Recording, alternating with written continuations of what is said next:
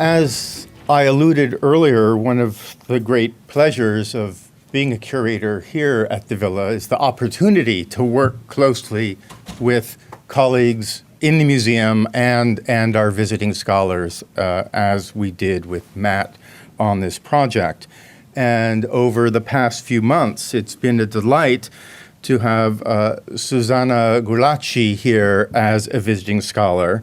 And her work has focused on Dura Europos, and having just completed a exhibition, which you just missed by a week, I'm sorry to say, on Palmyra. It's been great having her as an interlocutor down the hall.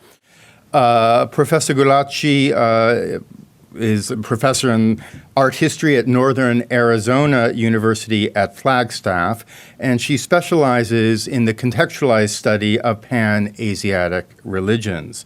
She is the author of several books, including Mani's Pictures, the didactic images of the Manichaeans from the Sasanian Mesopotamia to the Uyghur Central Asia and Tangming China, giving you a sense of the breadth of her research.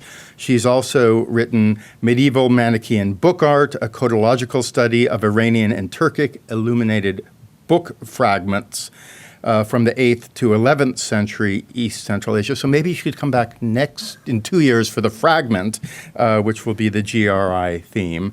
And she also has a recent edited volume, Language, Society, and Religion in the World of the Turks, a festschrift for Larry Clark at 75, published by Brepols last year. She has also written numerous articles on Manichaeanism, Eastern Christian, and Zoroastrian art, and is the editor of the Central Asia area of the Grove Encyclopedia of Asian Art and Oxford Art Online. Her talk today, which I hope will come up on this computer, but you've been getting the whole cosmos, which gives you a sense of Zsuzsanna's work. Her talk today is titled Dura from the East, Iranian Impact on Formations of Religious Arts Across the Trade Routes of the Asian Continent During the 3rd to 6th Centuries. Please don't sit down, but come to the podium. Join me in welcoming Zsuzsanna Gulácsi. Thank you, everyone. Thank you very much for this introduction. It is my great honor to be here. As part of a larger project that explores the religious art of 3rd century Dura Europos from the perspective of Iranian studies, my presentation today centers on Mesopotamian Jewish and Mesopotamian Manichaean pictorial art with special attention to religious function. I argue that there is a significant body of evidence to suggest that both communities employed images for educational purposes, although their paintings were produced without direct influence between them. Both grew out from local Mesopotamian foundations, impacted not only by local Aramaic and Greek, but most importantly for this study, also a layer of Iranian culture that understood the value of visual learning. The Jewish and Manichaean art under consideration emerged simultaneously about a 10-day walking distance from one another on the opposite side of the ever-changing border between Rome and Parthia and later the Sasanian Empire. State interest in this part of the world was motivated by controlling the trade routes that led from here to China via Central Asia on land and to India via the Persian Gulf on a maritime route. Dura was under Parthian control for 250 years before its Roman occupation that lasted for 90 years until the destruction of the city sometime around 256. Even as a Roman outpost, however, Dura's world was little integrated with the West. It remained distinctly Mesopotamian. All letters and documents found there refer to places up and down the Euphrates. Most of its inhabitants had Semitic names, besides the soldiers serving in the Roman garrison. But the initial troops of even that were manned from neighboring Palmyra. Although nothing Manichaean was discovered at Dura, it is well documented that Mani and his elects traveled through on missionary journeys across Mesopotamia from Ctesiphon and must have passed through Dura during the 17 years between the start of their activities in 240 and the destruction of the city. 3rd century Manichaean art is uniquely positioned to expand our understanding on Mesopotamian Jewish art. The founder of Manichaeism instituted the employment of visual art for religious teaching. In a most unique and definite manner, Mani established the systematic exposition of his complex doctrine in a set of images used in the course of oral instructions while missionizing across Greater West Asia. The collection of these paintings was integrated into the standard part of Mani's legacy, a visual record of worldview, which Mani also explained in his writings. To be sure, the Jewish and Manichaean paintings under consideration are distinctly different, even in their survival. While the painted synagogue is silent, Mani's 3rd century pictorial role is documented only in literary records, but in a great detail, including the pedagogical reasons for how and why the paintings were used in antiquity. We have sources about them and even pictorial remains from a later time, but from antiquity we only have textual sources when it comes to Mani's paintings. Their different mediums result in different access. Mani's book of picture was portable. It contained about maybe 15 to 20 framed scenes on a parchment roll. When needed, it was rolled out to display 1 or 2 images at a time in front of a small group of people for private instruction in an elite context. The Jewish community, on the other hand, had about 60 large depictions that were displayed permanently in their community building and likely used on a weekly basis in front of a larger group of people. In Lily Vine's estimate, the synagogue could seat up to 130 people on 2 rows of built-in benches and possibly on floor mats. Much like the Manichaeans, the Jewish community at Dura was a height of its prosperity.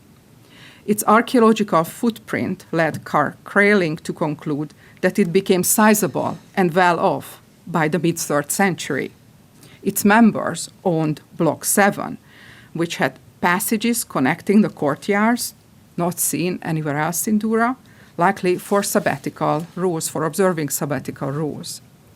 They offered lodging for Jewish travelers in rooms H6 and invested significant resources into the renovation and improvement of their property in 2 stages. In stage 1, a private dwelling was converted to a synagogue. In its meeting hall, an edicula was set up in the middle of the western wall with painted reredos above it, constituting the most elaborate Torah shrine known today from antiquity. This edicula introduced a unidirectional, Torah-oriented focus to the space.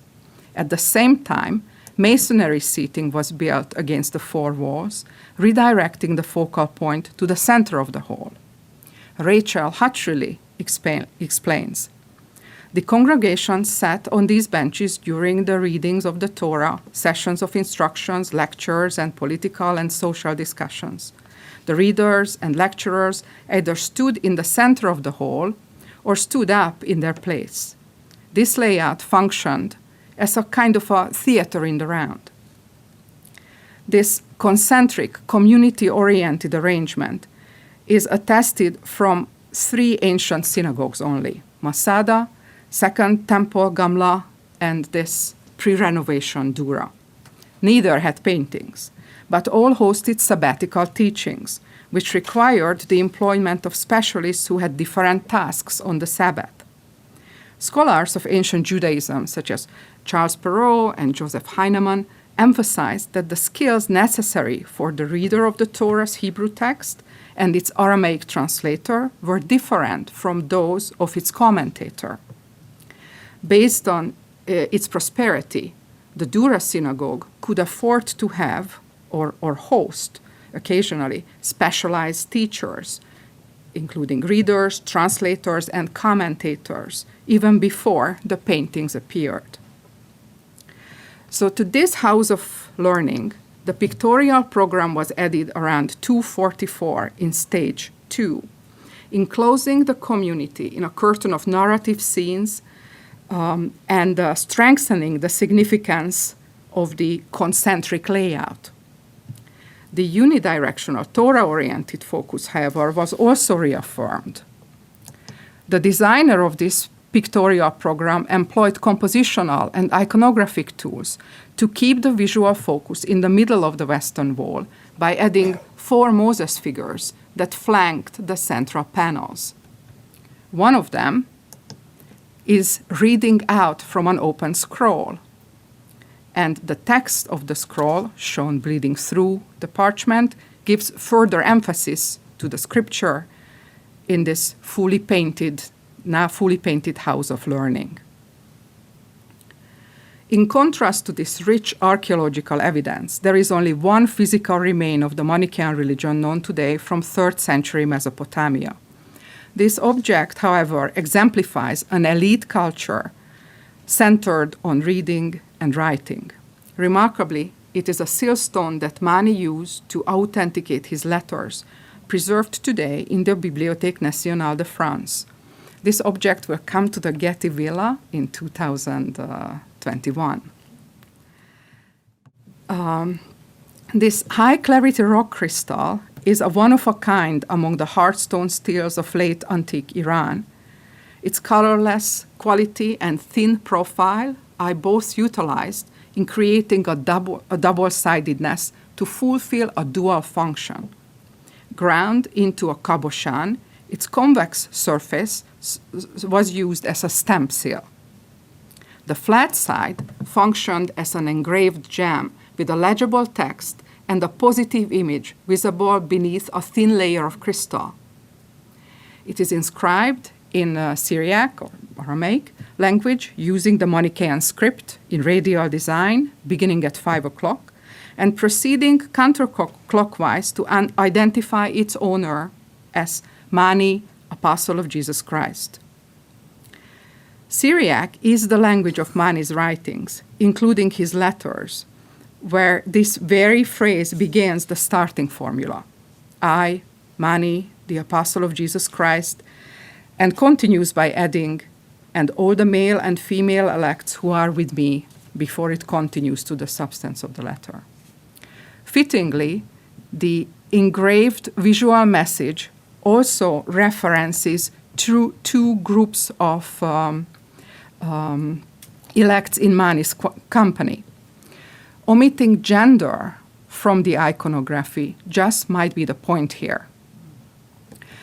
Later Manichaean art distinguishes male and female alike based on their garments, but this still doesn't. Analogous case of gender-neutral attire on sacerdotal class, however, is found in contemporaneous Buddhist context, and there it's preserved all the way until today. Well, Mani's letters were collected and added to his holy books, which in religious studies scholarship are thought about as the canonical books of the Manichaeans. According to the 4th century Coptic homilies, they included 8 textual books: the Gospel, the Treasury of Life, the Pragmateia, the Book of Mysteries, the Book of Giants, the Book of Epistles, the Book of Psalms, the Book of Prayers, plus 1 pictorial book, the Book of Pictures. Writing books and authoring a collection of images is noted about Mani in other primary texts, such as the 151st chapter of the Berlin Kephalaia, which quotes Mani as follows: "My church is superior in the wisdom and the secrets which I have revealed to you in it. As for this immeasurable wisdom, I have written it in the holy books and in the great gospel and the other writings, so that it not be altered after me. Just as I have written it in the books, so I have also ordered it to be painted. For all the apostles, my brothers who have come before me, have not written their wisdom in the books as I have written it. Neither have they painted their wisdom in the book of pictures as I have painted it. My church surpasses the earlier churches also in this point. This passage is part of a 10-point list that lays out why this religion is different from the earlier ones. Well, here Mani claims that the reason for creating his books and painting was to safeguard the authenticity of his teachings in two ways. This unique dual approach to communication is noted about Mani in polemic accounts as well. Ephraim Cyrus, the Syrian Christian theologian who lived within a century of Mani, sharing with him a common language and culture, quotes directly from a Manichaean text, like the Kephalaia, and credits Mani's disciples as his sources of information when he writes in his prose refutations.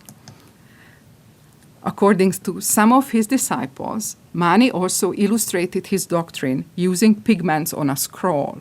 He accordingly states, I have written my teachings in books and illustrated them in colors. Let the one who hears about them verbally also see them in the book of pictures, and the one who is unable to learn them from words, learn them from the pictures. Ephraim points to the oral context of Mani's sermons and notes that the paintings were meant to assist those who hear the teaching verbally and who are unable to learn them just from the words. He mentions that besides textbook, Mani captured his teachings in visual means. In that book, the teachings were illustrated in color, in a visual form. It was titled "The Pictures" by using the term yukna, which is a Syriac version of the Greek loan word icon. And that, of course, it was in a form of a scroll. It is important to note that neither the Kephalaia nor Ephraim writes about illuminated manuscripts. They discuss books that contained text and one book, a solely pictorial book, a picture book, which was in a form of a hand scroll, according to Ephraim. From late antiquity, 13 such sources mention Mani's book of pictures. The Parthian and Middle Persian accounts are the earliest. They include records of early church history about key events during the second half of the 3rd century, and letters written between the leaders of the church, one dating back to Mani's time and another to Mani's successor, Sisin, who becomes a martyr in 291. The Coptic accounts were produced within the first 150 years of Manichaean history as translations from Syriac original issued by the Manichaean Church in Mesopotamia after Mani's death. The only Syriac text by Ephraim dates within 80 years of Mani, but quotes from an earlier primary source, like the Kephalaia, except in its original Syriac. These texts together confirm that Mani commissioned to have a book of images painted for him, most certainly in Ctesiphon, which he used as visual aids for teaching. Already during Mani's time, multiple copies of the book of pictures were made, and according to 5 of these texts were used at these 6 locations, as shown by the green marks. Other texts at further locations where Mani and his elect, who had access to the book of pictures, were missionizing. They note, for example, how Mani went to the land of Babylon, Messina, and Susiana, and taught their 3 disciples along the flooded bank of the river Tigris, and on a spring day in Ctesiphon. And that, on another occasion, he held a debate with a member of a regional sect in the midst of the land of Babylon. While writing about Manichaeism in the Roman Empire, Sam Liu concludes that Mani started to send missionaries into Roman territories as early as 244, following the peace treaty between Persia and Rome that year. He further notes that Mani's epistle to Edessa, quoted in the Colomani Codex, presupposes a community established there. These texts add great variety of data, including that the Book of Pictures was used in an elite context, as indicated by the kings, princes, and local rulers who hosted Mani and his elects, many of whom converted to their teachings. Manichaean book culture originates in and around Ctesiphon, the Parthian Tisphun, until the Roman destruction of Seleucia in 165. Ctesiphon was part of a metropolis of 2 cities and many other suburbs inhabited by 400,000 people, as has been estimated. During Mani's time, Ctesiphon was the administrative seat of the province of Babylon and remained the coronation center of the new Sasanian Empire. Tisphun was a vibrant hub of culture and learning, as reflected in Mani's knowledge of science, the arts, regional languages, as well as his familiarity with Greek philosophy besides Christian, Jewish, Zoroastrian, and Buddhist teachings. It was a Manichaean center between the mid-3rd and late 8th century when Baghdad took its place. During this time, this city was also the seat of the chief of the Jewish community of Iran, the Resh Galuta, or Exilkar, whose royal office was established already during the Arsacids and continued by the Sasanians for the governance of their Jewish subjects. The ties of this South Mesopotamian Jewish center to Dura are vividly documented on the walls of the synagogue, as noted by Dalia Levitt-Tavil, in connection with the Parthian garments and the iconography of kingship.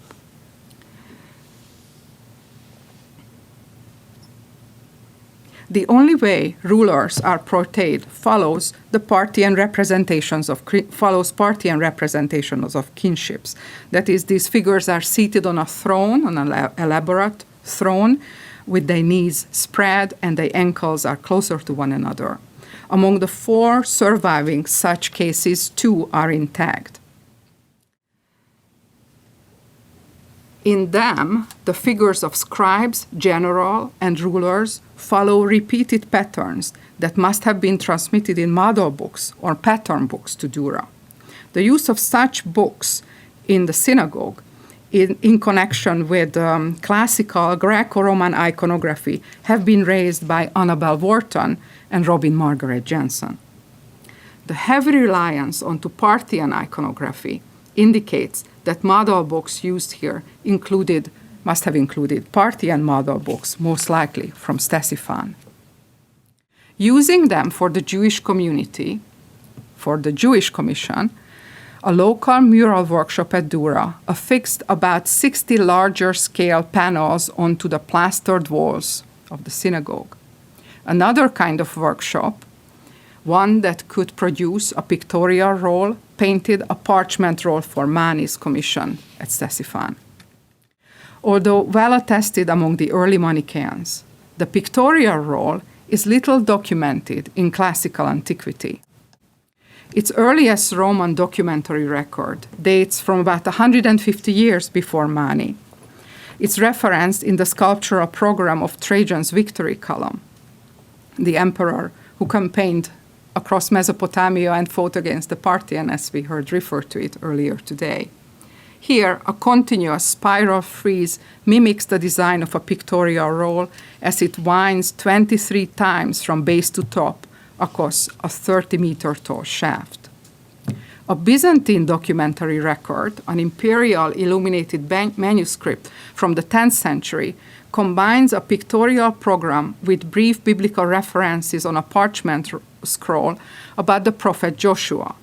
Although the origin of the Joshua roll is debated, it's generally accepted that it's likely to be an antiquarian copy that had maybe a 7th century prototype, as John Loudon suggests, or the earlier hypothesis by Meyer Sapiro that it goes back to late antique prototypes that were transmitted via intermediaries.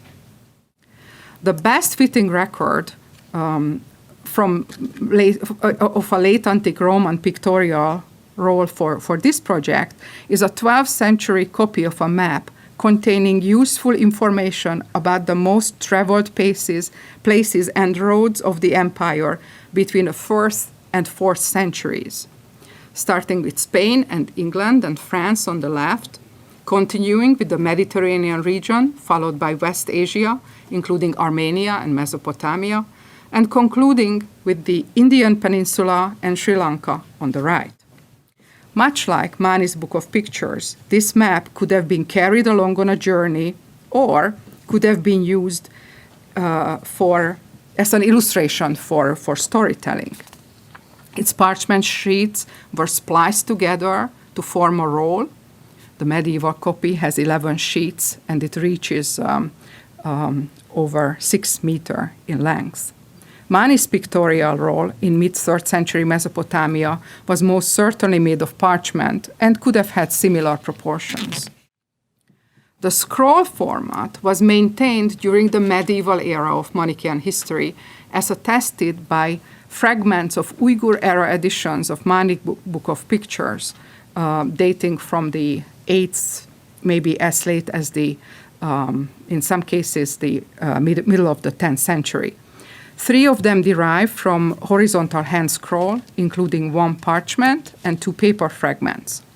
The 4th fragment derives from a horizontal codex, which was a popular format in Syro-Mesopotamia and Western Iran in contemporaneous Islamic book production. The memory of a pictorial roll format of Mani's Book of Picture is also documented on this Uyghur-era fragment of what was originally a full-page illustration in a Middle Persian Manichaean service book. The scene retained parts of a larger judgment scene with 2 defendants stripped to their loincloths next to the side margin and a figure of a judge or maybe a guard on the left. Along the left edges, the shoulder of a man facing to the left confirms an adjacent subscene. Golden registers above and below the figures indicate that the pictorial content was organized in 2 rows on this page. Each register could have featured 2, 3, or maybe 4 subscenes in any combinations, resulting in a minimum of 6 or a maximum of 12 subscenes distributed next to one another and across 3 registers beneath one another on this page. What survives here is just one episode from a series of subscenes that together conveyed Mani's teachings about what happens to a catechumen after death, much discussed in textual sources, including one of the Coptic texts about the Book of Pictures. The 92nd chapter of the Kephaliah states how the depiction of this subject aimed to familiarize the disciples with the stages of the judgment process by showing the death of the catechumen, how he shall be released from his body, his judgment, that is, how he shall be brought before the judge and set before a judge and tried, the fate of the righteous, that is, how he shall attain the land of light, and the fate of the sinner, that is, how he is thrown into Gehenna, where he shall wander for eternity. The passage continues to state how this scene was used, noting that the images were displayed in front of disciples. The disciples sat in front of them and stood up to ask a question. The pictures functioned as visual aids, that is, Mani pointed to them, and the disciples referenced them in their questions. The efficacy of visual learning is conveyed from a pupil's point of view in this Coptic text, expressing the advantage of being exposed to images about salvation and stressing the importance of learning to recognize events and deities in the afterlife based on their portrayal. The advantage of using visual aids for teaching from the instructor's point of view is addressed by Ephraim when he quotes Mani's rationale for why he needed the Book of Pictures, as we heard before. Speaking as a teacher, Mani distinguishes between auditory and visual learning in this passage. He states that those who were good auditory learners could easily understand and absorb what they heard. Images benefited those who learned easier through visual means. The panels of the Dura synagogue also hold on to clues indicated that live interpretations of Jewish teachings took place in its meeting hall. Incorporated into the murals, non-biblical motifs document the popular versions of religious teachings. A large number of examples can be narrowed down from what survives in the following ways. Out of the 58 total of panels that was estimated by Joseph Goodman, 7 are non-narrative scenes. So these are out. Others attest narrative content but are too fragmentary, which leaves us with 16 panels identifiable in light of textual sources.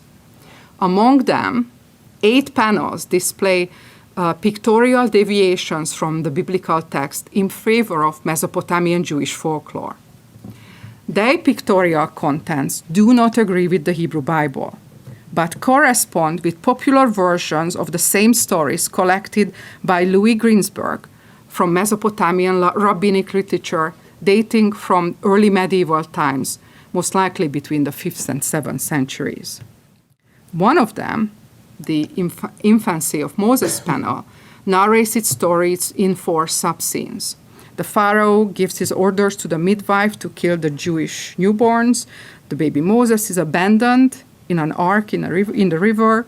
The Pharaoh's daughter finds the baby and then gives him to a wet nurse. So these are the 4 sections of the wall painting. This panel has 5 non-biblical motifs that correlate with material in Ginsberg's collection of Jewish legends about Moses, where the midwives, who were also Moses' mother and sister, Jochebed and Miriam, are the ones who undermine the Pharaoh's order and get the baby back as a reward. Analogously in the painting, the 2 midwife figures are repeated in the role of the mother and the sister and the end of the scene. A triangular element painted over the box of the ark seems to correspond to the story about the mother putting a canopy over the ark to shield the baby from the burning sun, and also to lament her fear that she would never get to see her baby grown and getting married beneath a marriage canopy. The depiction of the Pharaoh's daughter also has non-biblical elements. In Ginsberg's stories, she retrieves the baby, and while doing so, her arm miraculously extends to reach the child that her servants refuse to retrieve. The extended and somewhat twisted right arm might reference this miracle. Likewise, in the story, touching the baby cured her body from leprosy. This explains her nudity, otherwise not seen in Durian art, evoking this further wonder of the story. None of these elements are present in the book of Exodus, where the midwives have different names and are not related to Moses. The ark has no cover. A servant retrieves the baby from the water, and there is no mention of lengthened arm nor leprosy. These non-biblical depictions are not what the community would hear read out from the scripture during liturgy. The fact that these motifs were painted onto the walls of the meeting hall, already used for education, suggests that their panels could have functioned as visual foundations or visual references in midrash-like oral expositions. In other words, they allude to Mesopotamian Jewish versions of illustrated sermons. The execution of these panels also indicates this additional function and also goes beyond previous assumptions that considered them to be decorations to a liturgical space where the Torah was read out and explained. They are more than that. These panels were designed with the viewers in mind, painted on a scale large enough to be visible from across the room, and starting at a height just above the heads of the people seated in the second row to assure an unobstructed view. When reconsidering these murals as products of cultural content that also produced Mani's Book of Pictures, further similarities come to light, such as content, that is, categories of themes depicted.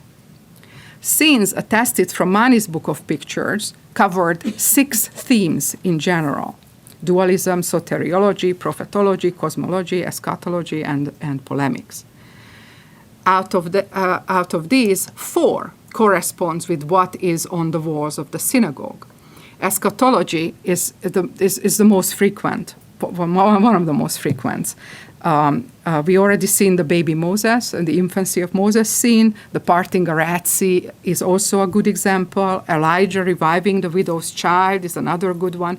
Any scene where God interferes to save a person is a good example for overall soteriological concerns. Prophetology is another very frequently covered, since the prophets are frequently featured. Moses appears most significantly, but Ezekiel is also quite important.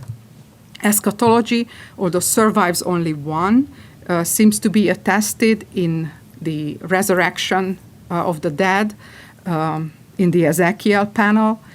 And then finally, what I like to have an example quickly shown to you concerns polemics. Polemics against idol worship is vividly addressed on the main wall in the Ark of the Land of the Philippines panel, where the sculpted images of 2 deities dressed in attire similar to Palmyran or Parthian gods are shown smashed and scattered among various ritual implements littering the grounds in front of an emptied temple. The practical purpose of these features starts making better sense when the meeting hall is viewed as a place of teaching and its narrative images as didactic tools of education. The Manichaeans' image-based sermon centered on doctrine, and they art served as a catalyst for instruction. Similarly, the panels in the meeting hall at the Dura synagogue could have functioned as the starting point or a visual reference for a specialized sermon. The sermon could have addressed a doctrinal point or some broader communal concerns, perhaps based on, but not limited to, the exposition of these scenes in question. Just as a biblical quote might serve as the starting point for midrashic exposition, so too the art could have served sometimes as the beginning point of a sermon. Analogously to the Manichaean case, the Jewish panels at Dura could have referred to verbally or by being physically pointed to when necessary. Although much has been written about the religious art of Dura, the question of its Mesopotamian rootedness has gone largely unexplored. Similarly to the Parthian garments and iconography of kinship, I see the didactic function of images in the synagogue as an example of its local southern Mesopotamian cultural foundation, shared with contemporaneous religious communities such as the Manichaeans that existed during the 3rd century across the Iranian cultural region. Thank you for your attention.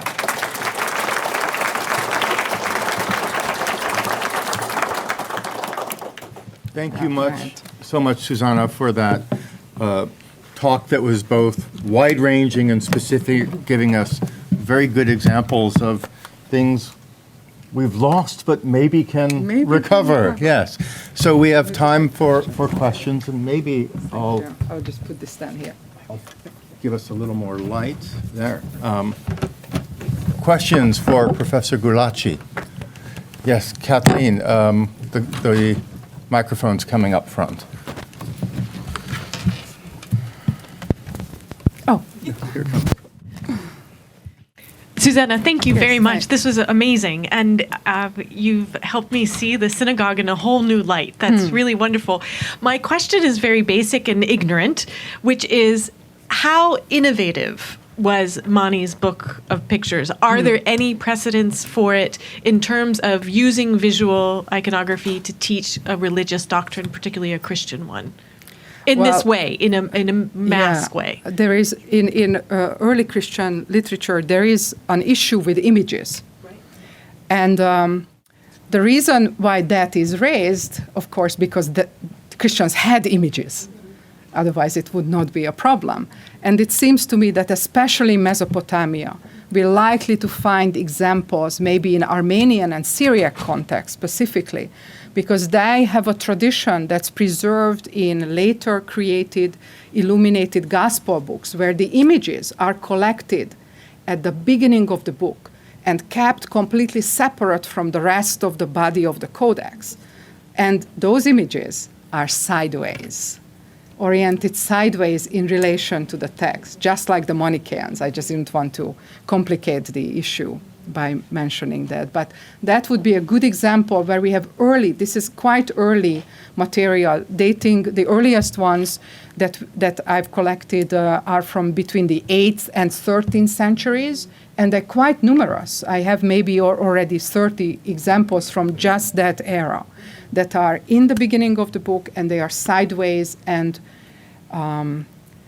one case we have 25 pages. Most cases just a few, and sometimes just one survives because the book is, especially the frontis matter of a codex is often gone.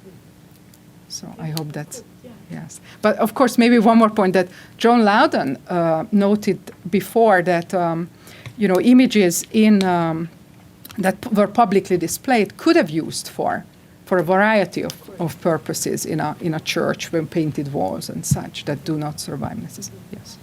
Thank you. So math and then Antigone.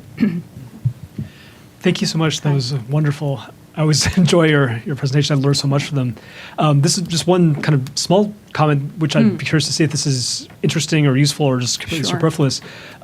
Richard Talbert told me after he said reading my first book, also dealing with tetrarchic Roman, courtroom audience halls, that he thought that the Peutinger map was very likely not used as necessarily a map, but rather, unscrolled to be set up in the traveling tent of a tetrarchic emperor. And Rome is placed right in the middle, which would be right over the throne itself. And this is also sort of a, I guess, contentious sort of space. So I would just curious. That's a good point because this rolling out question is a fascinating theme in itself. That the whole thing could have been used, which is usually not the case with a scroll. But also, the content, what's on that map. No one is really using it, I think, to go from England all the way to the other end of the map to somewhere in southern India. That would be hard to. So it's not detailed enough for a practical, like just going through Mesopotamia. You wouldn't need a whole map that has Sri Lanka in it and Spain. But it captures maybe the overall idea that. And yes, thank you. I'll note this. Well, my thanks as well. I've also learned a lot. I'm not sure my question is appropriate, but as I was hearing you, I wondered if the juxtaposition between learning from the written word and learning from pictures, if that could be drawing a distinction between different cultures. I mean, if you're dealing with a culture that is more, I'm not sure if the word is auditory versus a visual culture. How different cultures perceive proof or... I don't know if this has ever been discussed. I don't even know if it is appropriate. Well, it seems to me that we tend to imagine that anything that's written was consumed in that form, which is not the case even in the synagogue. That people hear the Torah because someone, they hear the Hebrew, but then someone translates it for them to Aramaic, and then someone else explains it to them. So even that text becomes an orally consumed material. But it's true that maybe cultures that have a broader tradition in kind of epic oral storytelling, like a bard, like a Homeric kind of performance, is somehow related to what I'm doing. I have to think about it. Rahim and then Lothar. Yes. Thank you.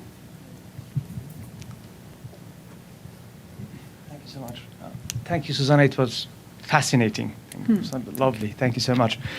On the 10 points of the superiority of the religion, not the Kefalai, but the Middle Iranian, Middle Iranian version. Yeah. There's one item that is not there in the Kefalai. That I have translated. That's right.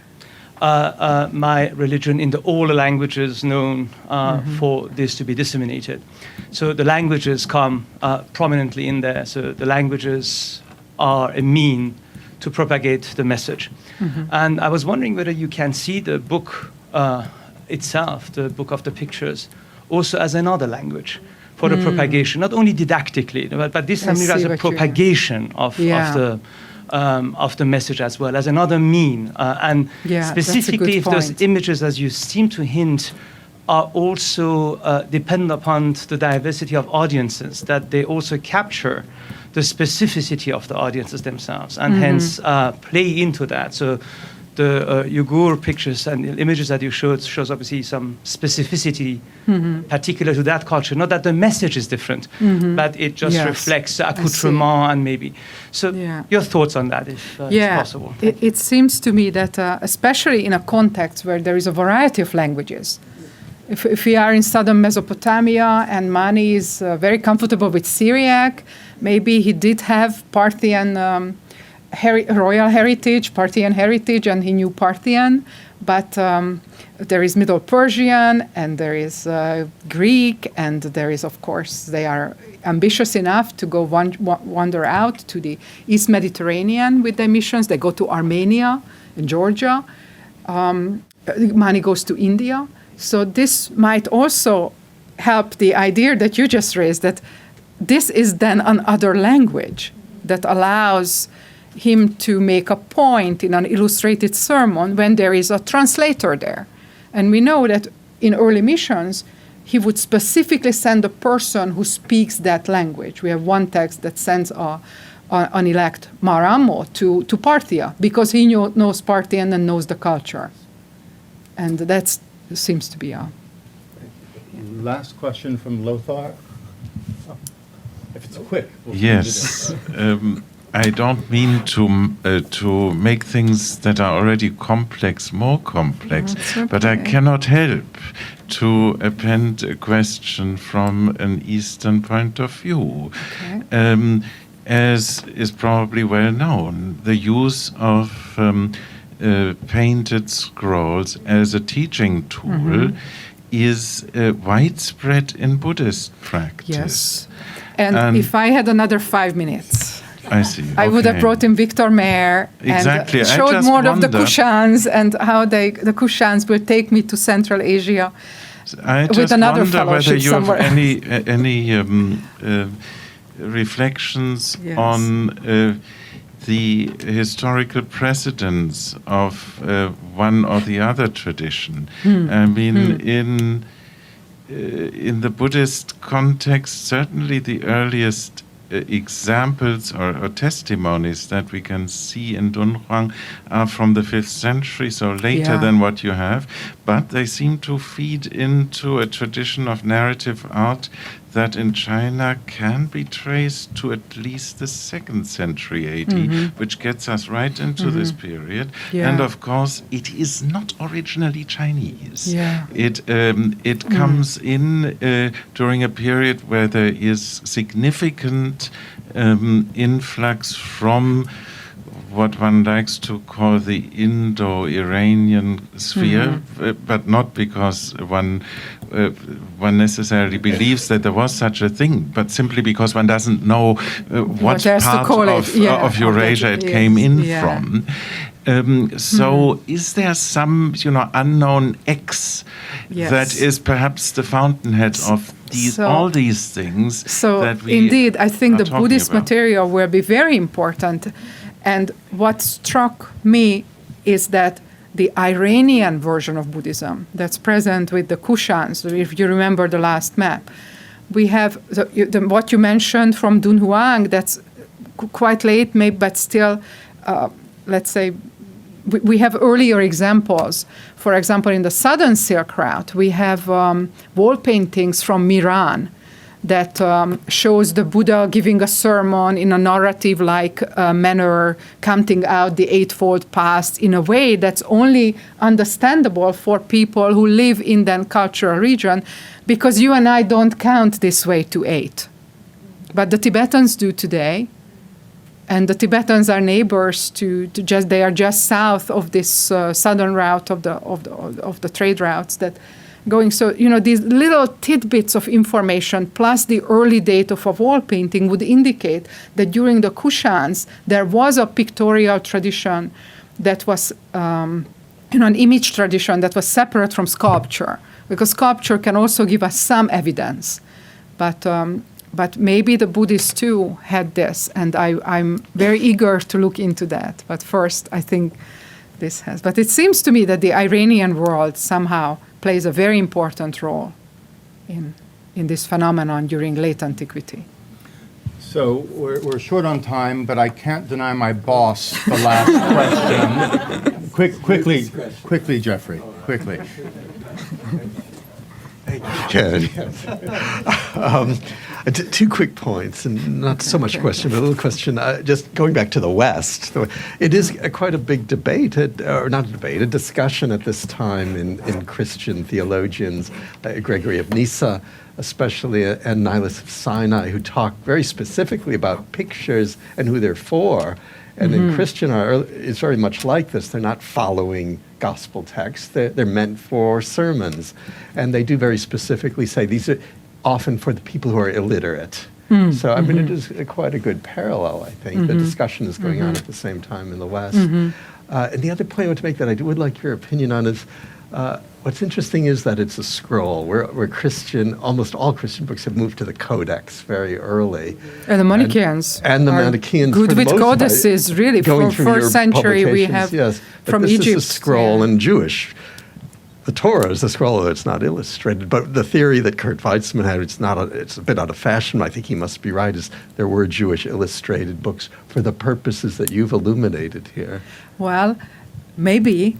I think this idea of pattern books is really fascinating because it offers an alternative. You don't have to go to maybe an illustrated Hebrew Bible, but rather we can think about a solely pictorial source that is in kind of a book format that are used by painters and maybe initially by painters, and then some clever person around a holy figure would introduce this format and they just go with it and use the images. Especially, an itinerant priest is not unknown in Jewish context either, because these specialists that I mentioned, they have to travel because one synagogue cannot afford to have, they have an elder, but they don't have a rabbi figure who could read and write, but rather they host these specialists on occasion. Well, thank you so much, Zsuzsanna, for such a rich presentation that opened many aperçus in so many directions.